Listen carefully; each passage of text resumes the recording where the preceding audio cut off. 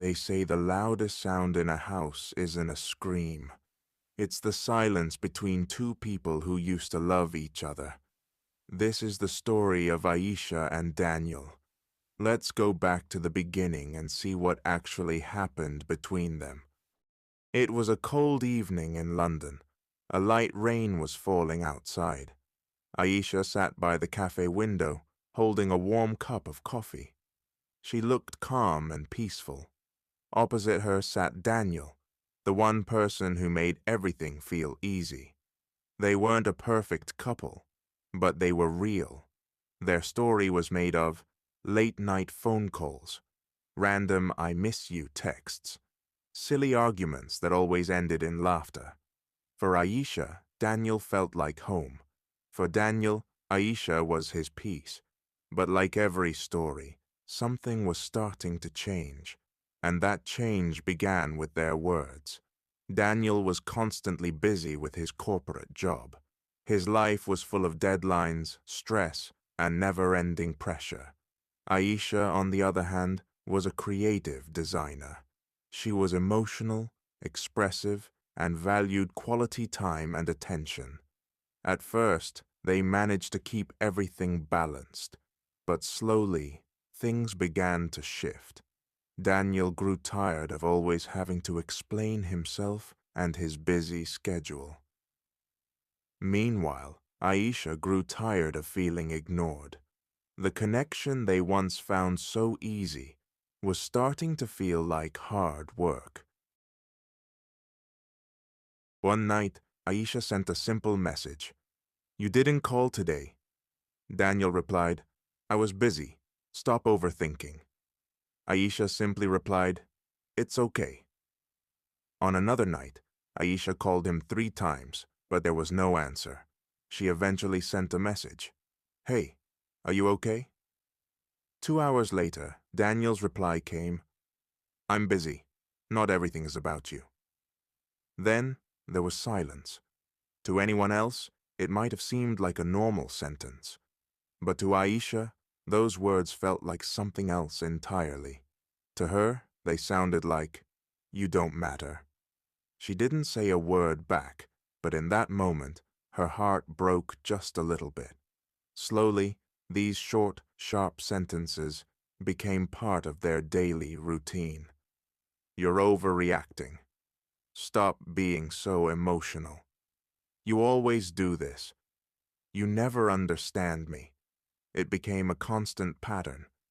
"You're too sensitive. Why do you make everything such a big deal? Can you just relax for once?" And Aisha didn't stay silent either. "You don't care anymore. You've changed. I feel alone even when I'm with you." Bit by bit, the tone of their relationship shifted. It wasn't that the love had disappeared. The feelings were still there, but the respect between them was starting to fade away. One Saturday, Aisha planned a surprise. She set up a candlelit dinner and played his favorite songs. Aisha was very excited.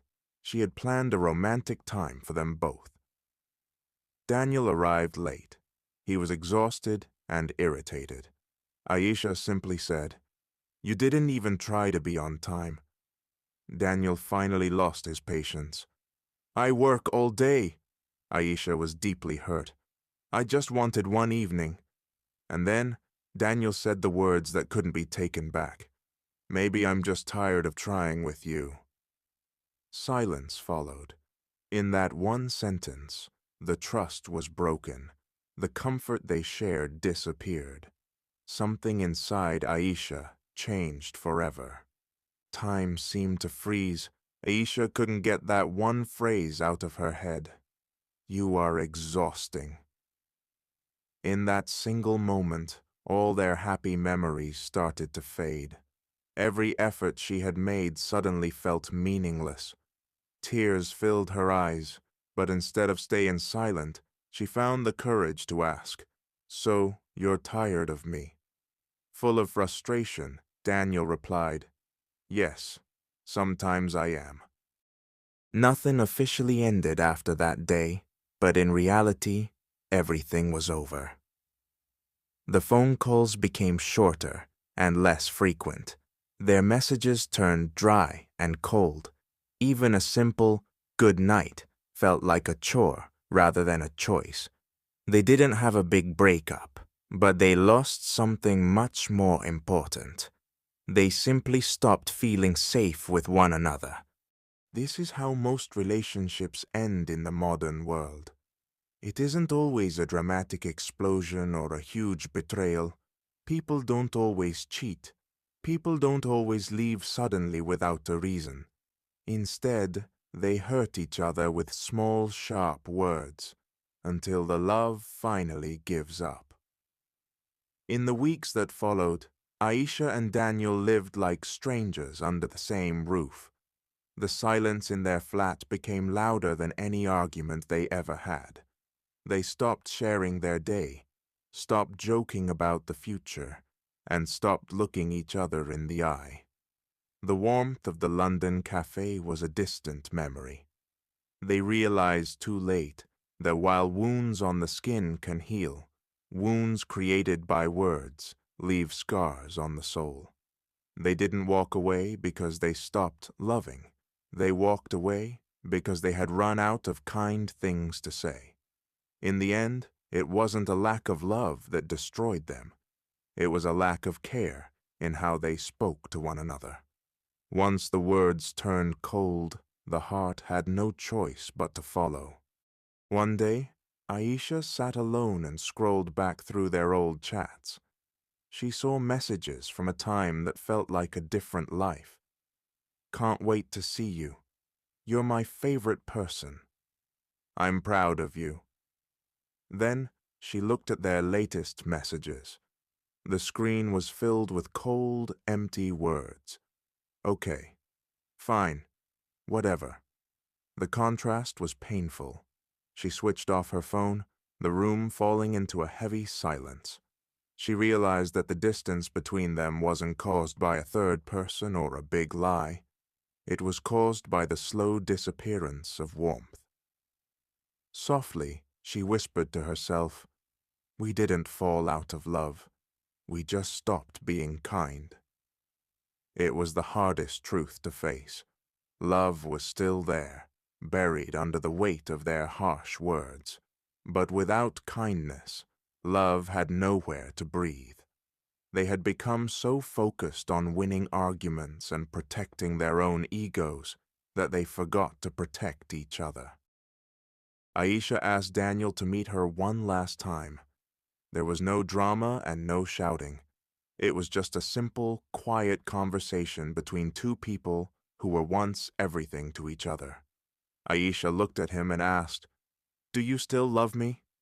Daniel paused for a long moment before answering, "I do, but it doesn't feel the same anymore." Aisha nodded slowly. "That's because our love didn't change," she said.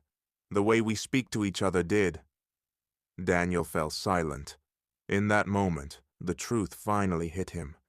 He realized that the problem wasn't their emotions or how they felt deep down. The real problem was their expression, the harsh way they had started to treat one another with their words. They had let bitterness speak louder than their hearts. They went their separate ways. It wasn't because they had stopped loving each other. It was because their words had slowly destroyed everything that love had spent years building. Humans don't just need love to survive. They need emotional safety. But emotional safety is fragile, and it is easily destroyed by the tone of your voice, the words you choose to use, repeated negative language that slowly wears a person down.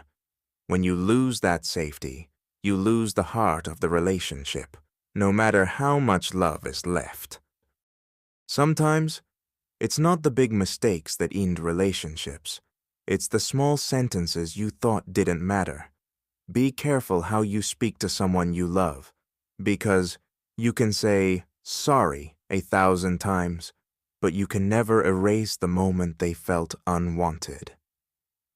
If you're still with someone who matters, tonight, before you sleep, don't just say good night.